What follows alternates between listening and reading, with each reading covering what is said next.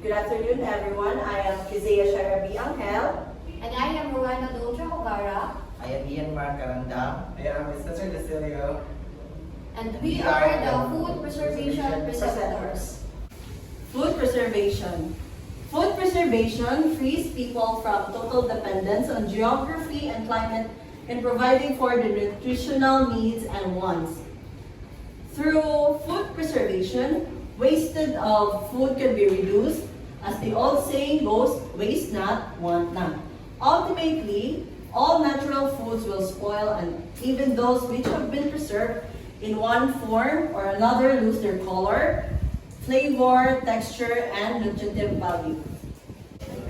Based on their perishability, foods may be classified as follows. Perishable foods, those that spoil readily like milk, fish, meat, poultry, ripe, succulent fruits, and leafy vegetables.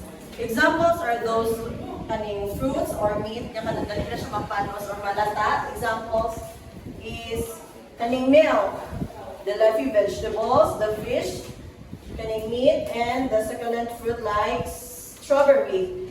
Kaning dili siya dapat kaning example for preserving this kind of foods, kaning mas maayo kung ibutan nimo siya sa freezer aron ma-expand, ma-extend ang iyang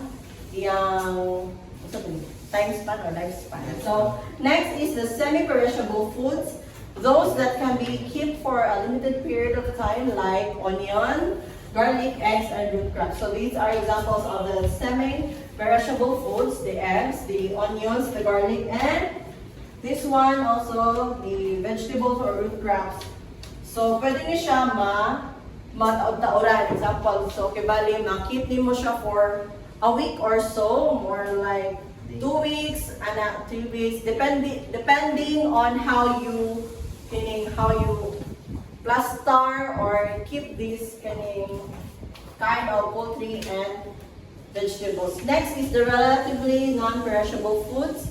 Those that can be kept for almost an unlimited period of time like rice, dried mature beans and mature corns, and many mature nuts and dried legumes or pulses. So this relatively non-perishable is from the world non-perishable. So kaning dugay siya malata, dugay siya madawat. Example, rice, pero kani siya kay luto naman ni siya na rice, dali na ni siya ma-perishable. So dili ni siya dapat i-ay. So what I mean from rice is katong napa siya sa sako, napa siya sa mga container. And next is the kaning corn. Dugay ni siya madaot, especially katong stored correctly and kibali na-preserve yun ang iyang tanganan. So next is the legumes and beans. Kani po siya, dugay po ni siya madaot because kaning naman ni siya kaning characteristic na dugay siya madaot because of the kaning preservation nga tingali na siya sa iyang kaning. So next is the significance of the food preservation. Food preservation is important because from the hygienic standpoint, unless perishable or semi-perishable foods are adequately preserved, they form products harmful to the body and hazard to health. So food preservation is important from the standpoint of convenience also. The family is greatly helped by the availability of well-preserved foods in convenient forms, easily and compactly stored. So food preservation is necessary, essential from hygienic standpoint.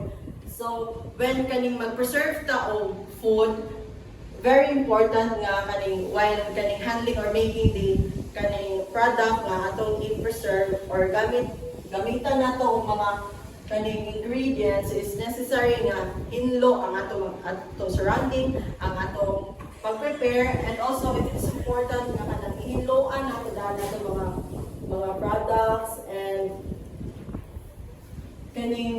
para mahimo siya ma-adequately preserve siya. So it cannot be harmful to the body, kanang dili po siya makadaot, dili siya maka-poison, not hazardous sa atong health. So preservation is important from the standpoint of convenience, meaning Kini convenient sa ato. Example, mas dali mag-preserve ang tagabaybay o isda kaysa mag-preserve sila o example kung kaning mga succulents like this kay naa makita siya sa isda doon sa ilahang area. So significance of preservation is very important while doing the preservation process. So let's continue to our topic this morning. This afternoon is all about food preservation. So food preservation. These are the second one. For the ingredients for their functions, which is the salt. Salt is primary ingredient that's used for meat. Coloring is made up of bulk of coloring mixtures because it is only good preservation but provide the most desirable flavor. Salt is the most product that we use when it comes food preservation. Salt is very important. Even though the century, salt is very usable when it comes food preservation to become the food is getting lifelong. So sugar, second one is sugar, is a secondary ingredient that coloring formula which is contracts as the ingredients quality of salt enhance to the flavor of the product. Sugar is known as a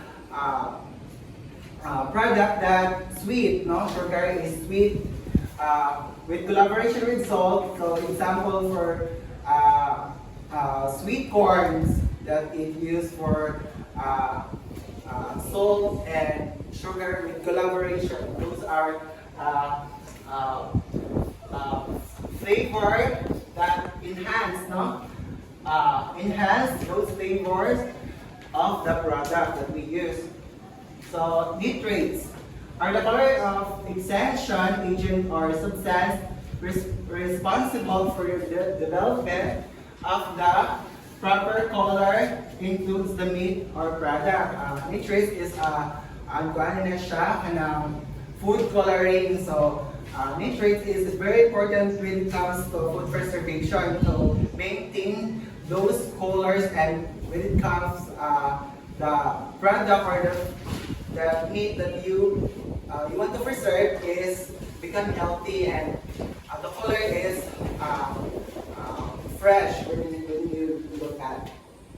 So ascorbic acid, these are the substances of speed, chlorine reactions of sulfates are the use of increase are the one involving the blending of capacity of word product. So ascorbic acid is known as vitamin C. More on vitamin C. This is very important of food preservation, so that our food is dili siya mabulok or dili siya dili malata, kaya ito siya gagamitan of ascorbic acid. So the fifth one is vinegar. Vinegar is added flavor that we use also from antiseptic value, therefore aids prolonging shelf life of the finished product. So even though the vinegar is very important, no, their function when it comes to food preservation, vinegar is help what we say when we cook inununan is through this product is inununan is makaon ba siya if ever 2 months and more, no? So vinegar is one of the famous Filipino dishes. The spices, all of the flavors materials are natural preserved in many food stuff, and palatability is further enhanced by the addition of various substances through lacking the nutritional values. Stimulate the flow of distinctive section derivative materials by distillation. So spices, when it comes to spices, is a Sili. The famous spicy of capital of the world, which is India. Ang sili nito is nagsilig preserved how many years? So that's why India is the capital of spices. So ang spices is location preserved sa food. Kung ato siyang lutuon, absorb gihapon ang spices. So this is very helpful for food preservation. Blender, fillers, and emulsifiers. So that also right now change the quality of the product, and in some cases actually improve the 100%. Third is, may food gihapon, no? Kung galing taani is may food gihapon ang lasa sa atong pagkaon sa klaseng lasa. So, the spicy fillers and emulsifier. Deterioration and spoilage of foods. When you see deterioration and spoilage of foods, kana ganing pagkadaot sa pagkaon. So to preserve the foods, we must cope with their spoilage, and to cope with spoilage, we must know what causes it and how it is brought about. So kung tayo mag-preserve ba o pagkaon, kailangan tama hibalo kung kung sa siya madaot or kung sa siya mudugay, di ba? Okay, so these are the methods of food preservation. First is drying. Drying is the first known methods of preserving foods. The principle involved is the reduction of the water content in the food to such a degree as to prevent it from spoiling. So, mo si drying, na di ba no? Si drying no, kay bali ibulad nila ang mga isda. So, kini siya nahitabo ni siya sa kanang doon mga baybay. Kay mao man nakasagara nang nagkuha og mga isda just like tamban. Kay personally ako naka-experience ito ani kung saan magbuhat og isda no. So mao ni ang proseso sa drying. So dili ra pud kay isda ang pwede i-dry ha. Pwede ra pud bisag unsa nga foods, anything nga foods basta kay ma-dry siya. So mao ni si drying.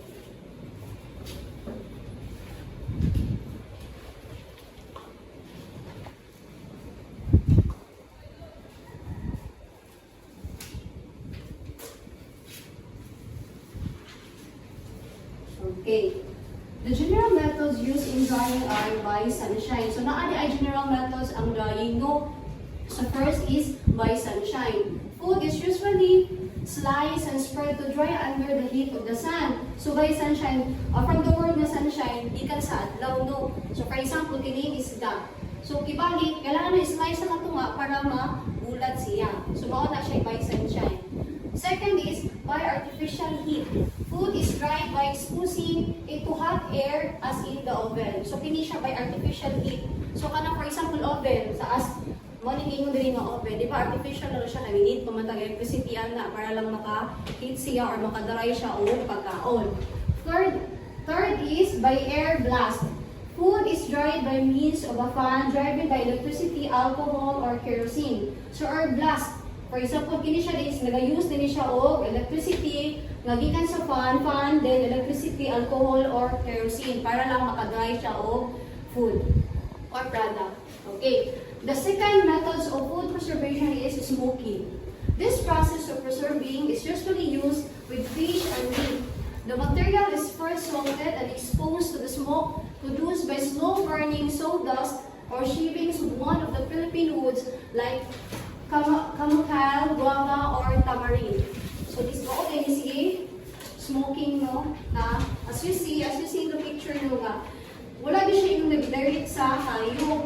Ibalik ihangin lang ang mga fish para ang smoke na lang ang mo luto nila or para ang smoke ibalik ang one na ingredients na mo yung makapreserve sa ilaha. So mauni si smoking. Okay.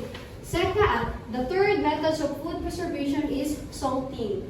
This method is one of the first known and practiced here. It is used both with animal and vegetable foods. The salt draws out the water content of the food and enters the tissues, thus making the food firmer and preventing decay. So from the word na salting, kini siya nga klase nga food preservation is nag-need ni og more nga asin para lang maka-preserve ang food, so kailangan siya og asin.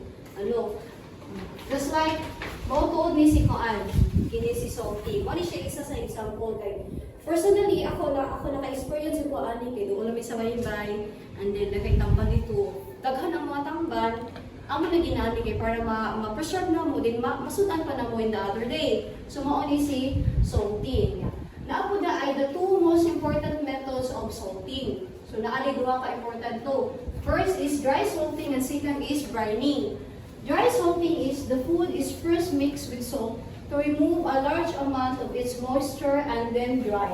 Okay, si dry salting from the word na dry, so kailangan ang imong food or item is dry good para mabuta before di mo mabutangan og asin para ma-remove niya ang first mix with salt. Kailangan mo siya i-mix sa salt para ma-remove ang large amount of moisture and then ibulag din mo maugas siya.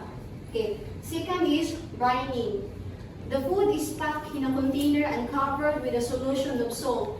Brine until used. Brining, si brining di ay, mugamit ka po siya kasi, pero kailangan sa ipack siya o container. For example, pwede na po siya.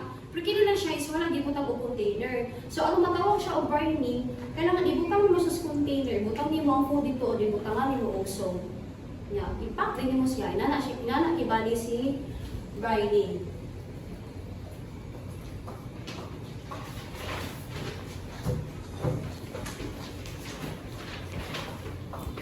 Kanang pickling sa kanan na.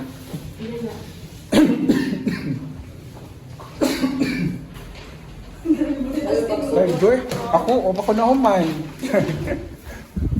Sige yan. Pickling. Pickling is applicable to foods that do not have much taste. Vinegar and condiments serve as preserving materials and give delicious flavors and odor to the food. So ang pickling is one example sa pickling. So ang pickling di ay kanang mga foods that do not have kanang walay mga lasa ba? O na pickling.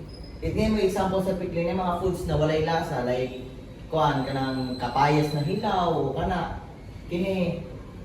Tapos there are three methods of pickling. The first is the simple pickling. Simple pickling, food is prepared, salt and preserved with vinegar and other condiments. These ingredients give the food a better taste and preserve it. Sugar is added to the vinegar when sweet, sour pickle is desired. So, the second one is, wait lang spy, mali ko. Naman. Sit. Simple, fermented. Tulong, tayo nakabutan mo, Dre. Lahara. Tulong ito, spy. Sige. Sugar as Sige na. preservative. Makuandam na yun. Ako rin, makatran na. So the second one is the fermented pickling. This is accomplished by curing the food with salt and allowing the lactic acid fermentation to develop for a few weeks. The following spices are used in this method: vinegar, pepper, cinnamon, clove, allspice, nutmeg, celery seed, caraway, coriander, turmeric, and bay leaf. So sa fermented pickling, so daghan po siya ay kanang mga ingredients na gigamit. Like kini sa vinegar, magamit og vinegar, pepper, cinnamon. So these are the ingredients used in fermented pickling. So the third one is sugar as preservative. Syrup in a concentrated form acts as a preservative, and food products can be preserved either in a dry sugar or syrup, which is made by dissolving the sugar in water. So sa sugar as preservative, so ang magamit ko siyang ingredient na is either ang sugar is dry daw ang sugar or syrup. So mo na gamit sa mo na ingredients and gamit sa sugar as preservative. So the next one is canning. Canning is a method of heating the food and sealing it in the airtight container. So ang canning ko no, mo na example sa canning. So ang canning is one of a method gapo na siya in food preservation like kanang mga isda, di ba? different kinds of fish na isil sa isa ka container para para ma-preserve ang food. So the preservation is effective because the heat destroys chemical agents, enzymes in the food which are beneficial in causing fruits and vegetables to ripen and meat to become tender. But its continuous action causes over-ripening. B. Canning destroys microscopic organisms which cause food spoil. Canning is a method that can be used with success with a widest variety of foods. The advantages of canning is that the food can keep long and is always ready to use. So the advantages, advantages ang canning because ang canning manggod, once na mag-canning ka, it is placed in a sealed container, so the food is well preserved so that it will keep longer. The lifespan of it will be longer. It is because na dili wala bitaw siya sealed siya, and then anytime na imo siyang kuanon, magamit mo siya, makaon siya. Okay.